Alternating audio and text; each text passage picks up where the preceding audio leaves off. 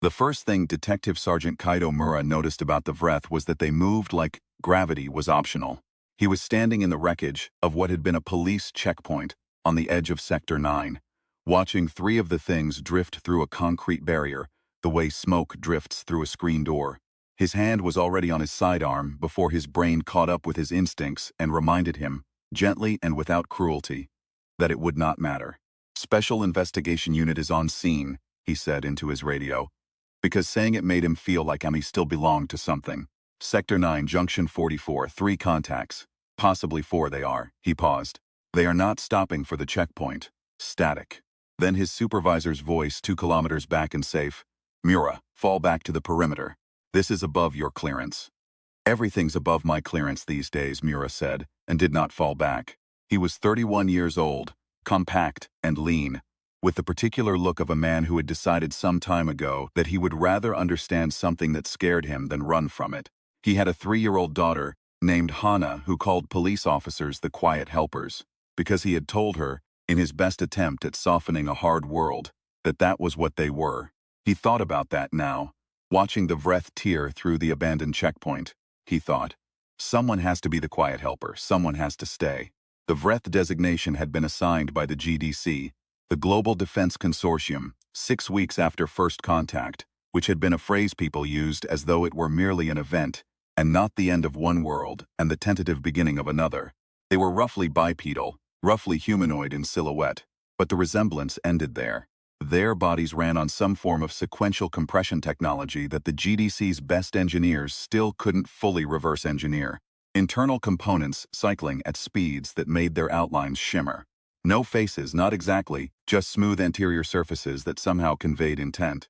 Their leaders, the command cast units, were distinguished only by the faint crimson glow of a core element embedded in what might have been a chest, what might have been a shoulder. Nobody was entirely sure. What everyone was sure about was the deceleration effect. Anywhere a Vreth congregated in sufficient numbers, time slowed. Not metaphorically, literally. The physics of the effect still had no adequate theoretical framework.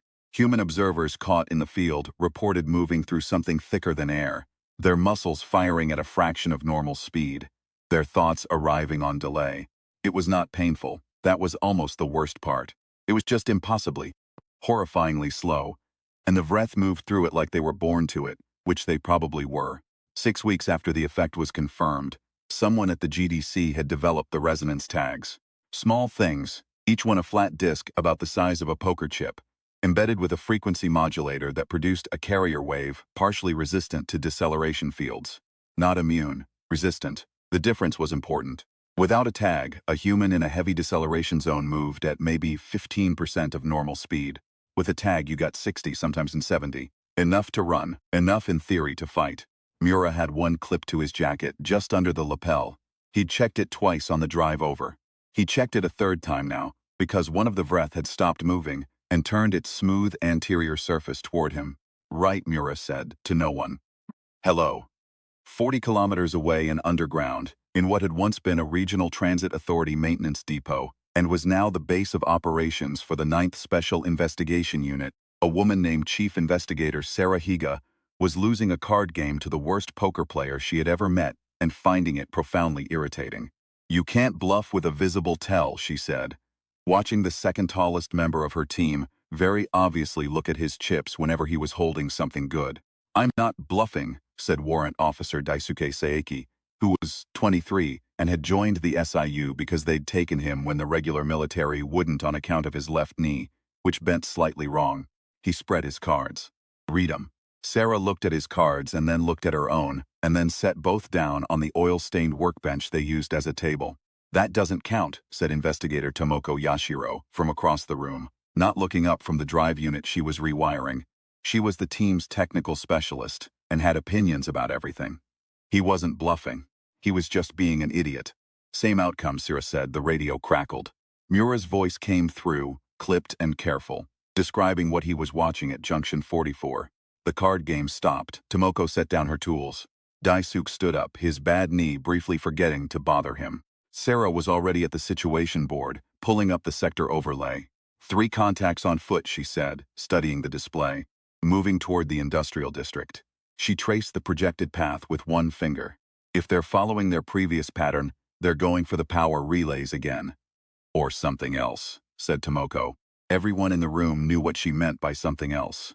The Vreth had recently demonstrated a new behavior, approaching civilian volunteers at certain coordinates and offering, through means that still defied any translation framework, something.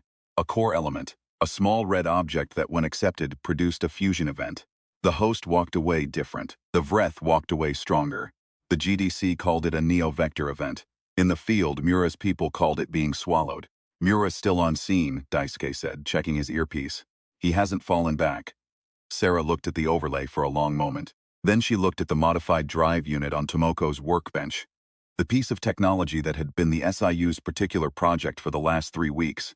The reason the GDC had funded them at all. The thing that, if it worked the way it was theoretically supposed to work, might actually change the arithmetic of every engagement they'd had so far.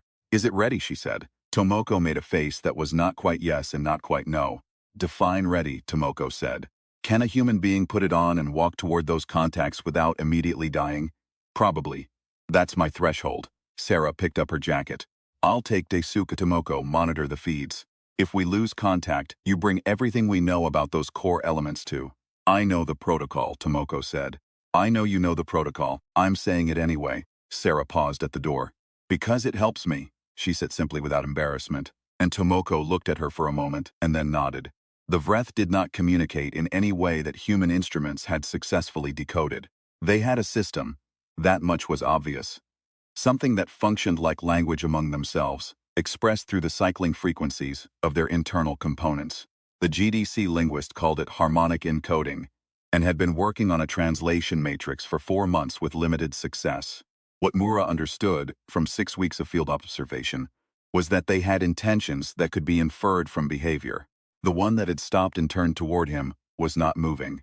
None of the others had stopped.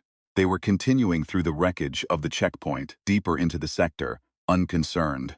This one had noticed him specifically and made a specific choice. Mura's experience with violent situations had taught him that there was a category of threat that was not quite aggression and not quite dismissal. A threat that was more like, I see you, I have assessed you, and I have decided you are not yet relevant. The Vreth was doing that. He was being measured. He stood very still and let it measure him. His radio gave a burst of static and then Sarah's voice, Mura, do not engage. We are en route. 7 minutes. There's only one with eyes on me, Mura said. The others are heading out southwest. I know. Stay visible. If it loses interest, follow at distance and keep reporting. Do not engage. Copy, Mura said, and did not add the part where he had already decided that if the Vreth made a move toward the residential cluster 2 blocks southwest, he was going to engage, regardless, because Hannah's grandmother lived 2 blocks southwest, and he was a quiet helper, and that was what quiet helpers did. The Vreth watched him for 43 seconds. He counted, and then turned and followed the others. Mura followed the Vreth. The SIU's drive unit had started as a GDC prototype designed to amplify the resonance tags carrier wave, using the wearer's own bioelectric field as a secondary modulator. The original intention had been a backpack-sized apparatus, which was not practical in the field. Tomoko had spent 3 weeks reducing it to something that could be integrated into a jacket and belt configuration, drawing on classified research from 3 different GDC labs, and 1 open-access paper from a university in Oslo that had almost certainly not been intended to have military applications. The result looked, she was the first to admit, a little ridiculous. Like something you'd put together in a garage. Which was accurate, since the room she worked in had previously housed vehicle lifts. But it generated a carrier wave strong enough to cut Vreth deceleration effect penetration to under 10% of normal even in heavy field zones. At 10% penetration, a human moved at 90% of normal speed inside a deceleration field. 90% was enough. Sarah put it on in the vehicle while Daisuke drove, which was not ideal but was the situation they were in. The belt's interface plates connected to her jacket's embedded tag network with a click that felt more satisfying than it had any right to. How do I look, she said. Daisuke glanced in the rearview mirror. Like you assembled yourself from spare parts. Accurate. Sarah checked the unit's power indicator. Tomoko said the failsafe is the yellow button. She also said not to use the yellow button. She said not to use it casually. There's a difference. Sarah settled the belt against her hips and looked out the windshield at the dark sector ahead. The deceleration effect was already visible at this distance as a faint shimmer in the air, a heat haze at night that bent the distant lights slightly wrong. How many contacts does the scanner show now? Daisuke checked the dashboard unit. 4. Maybe 5. One of them. He paused. One of them has a different signature. Hotter core reading. Could be a command cast. Command cast, the Vreth that carried the red elements. The neo-vector sources. Get me to Mura's position, Sarah said. The residential cluster 2 blocks southwest of Junction 44 was not entirely evacuated, because residential clusters in Sector 9 were almost never entirely evacuated. The evacuation orders were voluntary. The GDC has learned, quickly, that people did not leave their homes because someone told them to. And especially not when someone else was telling them the situation was probably fine but possibly not, and they should use their own judgment. A man named Tego, who had been a contractor and was now unemployed and angry about it, was sitting on the front step of what had been his sister's building when the Vreth came around the corner. He had been angry for a long time. The Vreth invasion had cost him his last 3 contracts, had scattered his work crew, had left him with an arrest record from a confrontation at a GDC checkpoint that he felt was unjustified, and the GDC felt was assault. He had nowhere to be and nothing to do and too much electricity running under his skin with no outlet. He watched the 4 Vreth drift into the street in front of him and felt the deceleration effect like a hand down on him from above. Slow, thick, his heartbeat lagging. He watched them, and they watched him. And then one of them, the one with the hot crimson core element visible through its chest, moved toward him. It stopped 2 meters away. It extended a component, an arm approximately, and in the component there was a small red object. Tego looked at it. He thought about the arrest record. He thought about the contracts. He thought about 3 years of being told what to do by people who then left him with nothing. He thought about the GDC checkpoint officer who had put his hands on Tego's jacket without asking, and whose nose had consequently met Tego's forehead in a way that had seemed fair at the time. He thought, if they're offering it, there's something in it for them. There's always something in it for the people who offer. He thought, but there's something in it for me too. He reached out and took the red element. The command cast Vreth's internal components cycled to a frequency that Tego felt in his back teeth, and then the world changed. Mura was half a block back and moving at a careful crouch between 2 derelict vehicles when he heard the noise. Not a scream, something worse than a scream. A sound like a building settling, massive and structural, except it was coming from a human being. He came around the corner of the building and stopped. The man on the street, formerly a man, or still a man, or something in between, stood twice the height he should have. The Vreth's command cast element was gone from its chest, and visible now at the center of the fusion being's torso, pulsing. The thing that had been Tego moved its new arms experimentally, like someone testing the range of a new tool. The concrete of the street cracked under its feet, without any apparent effort. The remaining Vreth drifted back to a respectful distance, and Mura understood, with a clarity that bypassed all his training and landed somewhere more visceral, that what he was looking at was the point. This was what the neo-vector events produced. This was what the Vreth had been building toward. He raised his radio and said, with credible steadiness, I have a neo-vector event in progress. Civilian host, the contact is. He searched for the word. The contact is active. I need the unit here now. Sarah's voice came back immediately. 30 seconds. Keep distance. 30 seconds was a long time. The fusion being turned its head, or what passed for a head now, and looked at Mura the way the Vreth had looked at him earlier. The same assessment, the same measuring. But this one knew what humans looked like from the inside, and it looked at him differently as a result. Mura, Daisuke's voice said in his ear, low and urgent, step back. Mura stepped back. The fusion being tracked him without moving. One of the plain Vreth units drifted left, beginning to flank Mura. I see it, Mura said. I see both of them. He had his sidearm out. He knew it would accomplish nothing against an active fusion host. He held it anyway, because he had once told his daughter that quiet helpers didn't run, and he was not prepared to be a liar. The Vreth on his left began to accelerate. Sura came around the corner at a run she shouldn't have been able to manage in a deceleration field. The shimmer was everywhere here, the air thick with it. And under normal conditions she would have been moving in slow, terrible increments, a figure in amber. But the belt unit was hot against her hip, and the carrier wave was doing exactly what Tomoko's 3 weeks of garage engineering said it would do. And she moved at almost full speed through the heavy field, like she was cutting through fog, and she felt, briefly, an emotion she hadn't felt since first contact, which was the specific joy of being faster than something expected. She hit the flanking Vreth with a contact pulse from the belt's secondary emitter. Not enough to terminate it, but enough to disrupt its component cycling and send it staggering. And she put herself between it and Mura without breaking stride. "You're the SIU?" Mura said, which she recognized as his version of "You're not dead." "We're the SIU," she confirmed. "Where's the command cast host?" Mura pointed. The fusion being that had been Tego was watching her now with a different expression. To the degree that a fusion being had expressions, it was recalibrating. The deceleration field was heavy here, enough that without the belt she would have been crawling.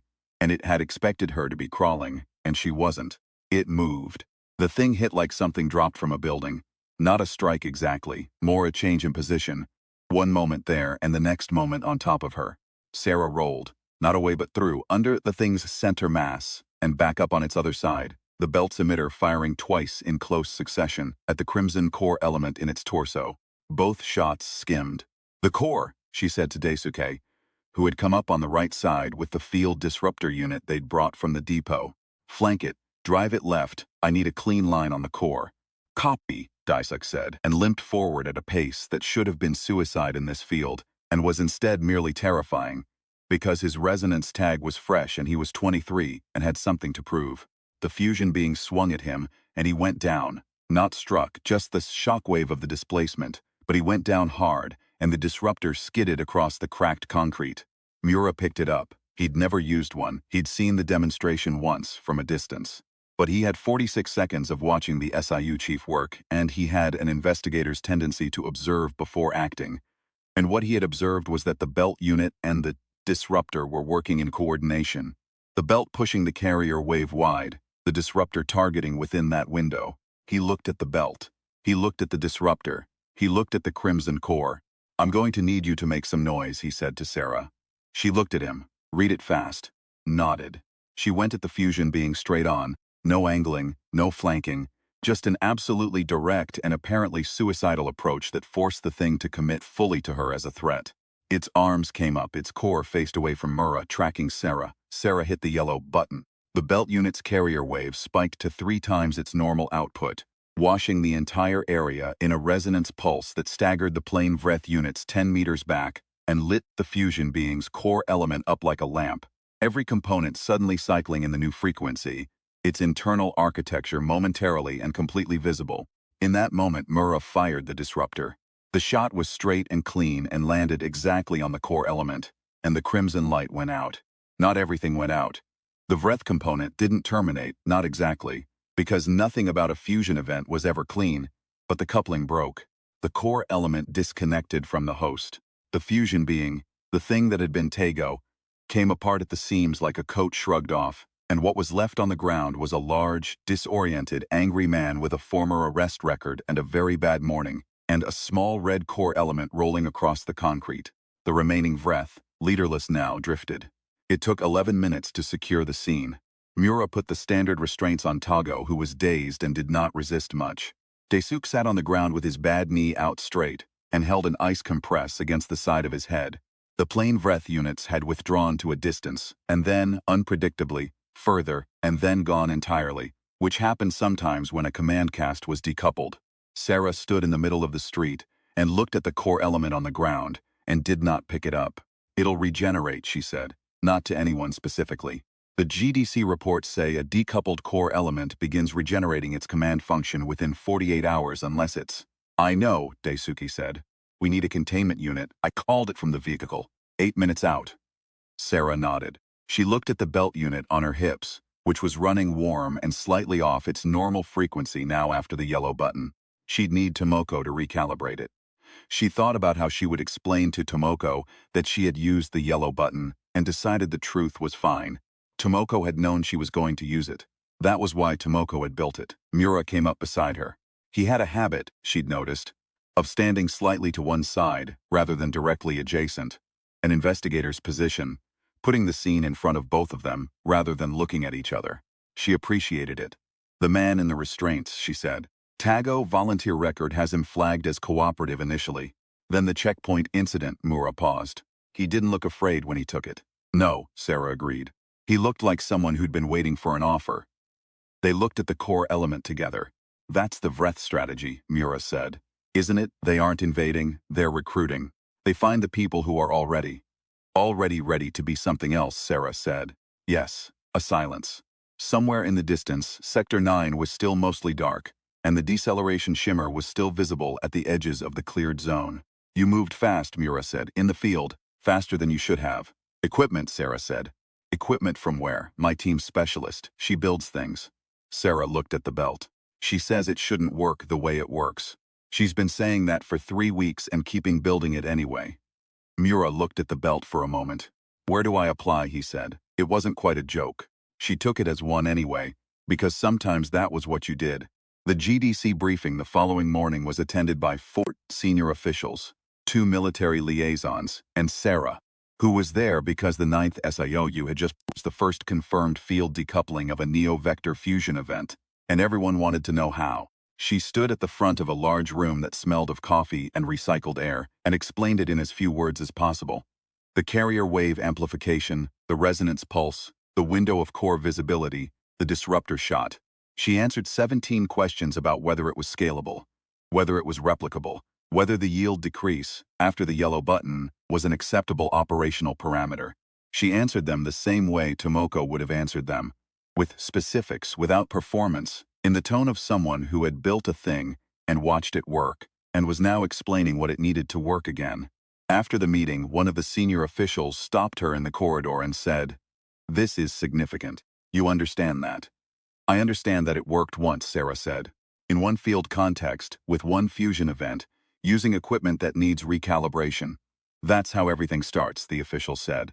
She thought about that on the drive back. She thought about Tomoko in the garage at midnight, rewiring something that shouldn't work. She thought about Daisuke and his bad knee and his terrible poker face, and the way he'd walked into the field anyway, because walking into the field was the job and he was doing the job. She thought about Mura, who had stayed at the checkpoint when everyone else fell back, and who had picked up a piece of equipment he'd never used and fired it with sufficient accuracy to end a fusion event, because he'd watched long enough to understand it. She thought, that's the thing they keep miscalculating. The Vreth look at humans in a deceleration field, and they see the slowness and they think that's the measurement that matters. They think the speed of the body is the speed of the mind. They haven't figured out yet that humans do their best work slow.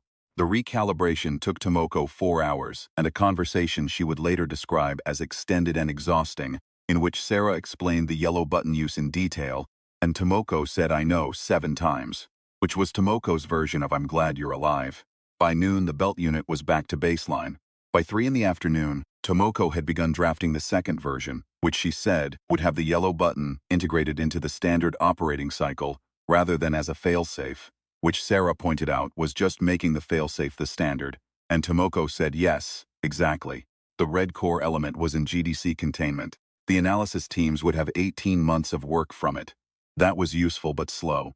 What was fast was the field report Mura filed, which was detailed and precise, and included a section most officers would have left out. A character assessment of Tego, the voluntary host. What his body language had been when he took the element. What it suggested about who the Vreth were looking for. The report came through channels to Sarah's desk with a note attached. "Is this investigator available for secondment to your unit?" She forwarded it to Daisuke, who read it and said, "He's going to win all the poker chips." "He's going to try," Sarah said. 3 weeks later, a signal was picked up by GDC monitoring stations across 8 sectors simultaneously. Something new in the carrier frequency of the Vreth harmonic encoding. Something the translation matrix could not parse but could characterize, for the first time, by emotional register. Urgency was the closest human analog. The GDC linguistics team spent 4 days debating whether urgency was accurate, and concluded it was accurate but incomplete. Urgency, they said, and something else, something harder to name. The SIU's monitoring tech, a junior analyst named Kenji, who was 20 years old and had grown up during the Vreth incursion, and therefore had a completely different relationship to fear than anyone who'd been born before it, read the characterization and said, without any particular drama, "It reads like a warning." Everyone looked at him. "They're warning each other," he said, "about something they encountered." Sarah was in the doorway. She coffee and the particular expression of someone who has been awake for a long time. and has made peace with being awake for longer. About what, she said. Kenji looked at the display. I don't know. But the origination point is this sector, this specific area. He zoomed the overlay. Junction 44, approximately. Silence in the room. Then Daisuke said, without looking up from his desk, they're warning each other about us. Another silence. Longer this time. Mura, who had been with the unit for 3 weeks now and had the observer's habit of speaking last, said, good, and the room slowly agreed. The second Neo-Vector event happened in Sector 12, 41 days after Junction 44. The host this time was a woman named Asha, who had been a chemist before the Vreth reorganized what industry was possible, who was sharp and careful, and who, unlike Tego, looked afraid when she took the element. Afraid of what she was doing but doing it anyway, which was a different kind of choice. And in some ways a harder one to watch. The SIU had better equipment by then. Mura had been through 2 weeks of training with the Disruptor unit. Daisuke's knee had been treated by the GDC's field medicine program and bent approximately correctly now. Tomoko's second-generation belt had a secondary emitter array that cut decoupling time by 60%. The fusion event in Sector 12 lasted 11 minutes, start to finish. When it was over and Asha was sitting on the street in standard restraints, blinking, Mura crouched in front of her at eye level and said, "You're all right. It's over." She looked at him. Her eyes were sharp. Whatever the fusion event did to a person's cognition, it appeared to leave the essential self intact, which was either reassuring or terrifying, depending on how you thought about it. I thought it would be different, she said. How? Mura said. I thought it would feel like more. Like I'd be, she stopped. I thought I'd be something. Mura looked at her for a long moment. He thought about what Tego had said. In the GDC holding facility, when they'd asked him why he'd taken the element, I wanted to matter to them. You mattered to them, Mura said. That was the problem. They needed something from you that they can't provide for themselves. He paused. That's not power, that's hunger. Asha looked at him. Then she looked at the SIU team working the scene behind him. Sarah directing the containment team, Daisuke logging the core element, Tomoko kneeling over a piece of equipment she was already redesigning in her head. And she said quietly, "What are they?" Special Investigation Unit, Mura said. She watched them work for a moment. Can I? She stopped, started again. What do you need? Mura stood up, extended a hand to help her up, which was standard, and then did not let go until she was steady, which was not standard but was what she needed. Can you read a spectrum analysis? Said. She blinked. I'm a chemist. We need someone who can read a spectrum analysis, Mura said. Our analyst is 20 and very good, but he's never seen the inside of a lab. He said it the way Sarah had said it to him, 6 weeks ago, simple, without recruitment performance, in the tone of someone who needed something and was asking. Not a pitch, a request. Asha looked at the restraints on her wrists. After the GDC processing, Mura said, there's paperwork, it takes a while. But after. The Vreth sent a command delegation to Junction 44 on the 53rd day after first contact with the 9th SIU. Not an attack, a delegation. 3 units, including 1 command cast with a different kind of core element. Cooler frequency, different cycling pattern. Something the monitoring systems had never seen before. They arrived at the checkpoint at the edge of the sector and stopped. They stood there. The GDC's response was immediate and predictable. Scramble units, request SIU presence, activate 3 levels of emergency protocol. Senior officials issued contradictory orders in rapid succession. The military liaisons argued about rules of engagement. Sarah drove to Junction 44 with Mura and Daisuke and parked the vehicle at the edge of the shimmer zone. She looked at the delegation, 3 units, stopped waiting. She got out of the vehicle and walked to within 10 meters of them and stopped. The command cast's anterior surface faced her. The cool core pulsed once. I don't know what you're saying, Sarah said. And you don't know what I'm saying. But you came here, which means you've decided that talking to us is worth something. She kept her hands at her sides, empty. So let's figure out what it's worth. The harmonic encoding that came from the delegation lasted 4 seconds. The monitoring equipment in the vehicle registered it. Kenji, 20 kilometers away at a console, would spend 3 weeks on that 4-second signal and extract from it. With Asha's help reading the spectral components, the first coherent piece of language anyone had ever decoded from the Vreth. It was not a word exactly, it was a concept. The GDC linguistics team debated the precise translation for months, but the working version that Kenji put in his first report was simple enough. Enough. Not a surrender, not a greeting, a recognition, as in, we have seen enough to know. As in, you have shown us enough. As in, we will need to recalculate. Sarah walked back to the vehicle. Mura was leaning against the hood with his arms crossed, watching the delegation. Well, he said. I don't know yet, she said. But I think that's what it looks like when something changes its mind. Mura looked at the three Vreth standing at the edge of the shimmer zone, still and waiting. So alien they made the air around them wrong. How does that feel? He said. Sarah thought about Tomoko in the garage, building a thing that shouldn't work. She thought about Daisuke and his bad knee. She thought about Mura at the checkpoint, refusing to fall back. She thought about Asha in restraints, saying, "What do you need?" And about Kenji who'd grown up in the incursion and had a completely different relationship to fear. Like the first day of something, she said, I don't know yet whether it's good. She got back in the vehicle. But I think that's always how it starts, she said. Daisuke from the back seat. Do you want me to drive or are you? I've got it, Sarah said, and drove. In the GDC archives, the Sector 9 engagement would eventually be classified under a heading that a junior analyst had suggested and that nobody bothered to change. Human threshold events. The definition they settled on, after several committee meetings that Sarah refused to attend, was brief. Engagements in which human adaptability exceeded initial adversarial projections. Tomoko, when someone showed it to her, said, "That's a very polite way of saying we built something that worked when it wasn't supposed to." Mura, when someone showed it to him, said nothing. He thought about Hana, who was 3, and would grow up in a world that had Vreth in it, and who would need to know what quiet helpers did. He thought about what he would tell her when she was old enough to ask. He thought he would tell her this. They were bigger. They were faster. They slowed everything down around them, and they thought the thing that mattered was speed. But we are the ones who, when everything slows down, figure out how it works. That's what we do. That's always been what we do.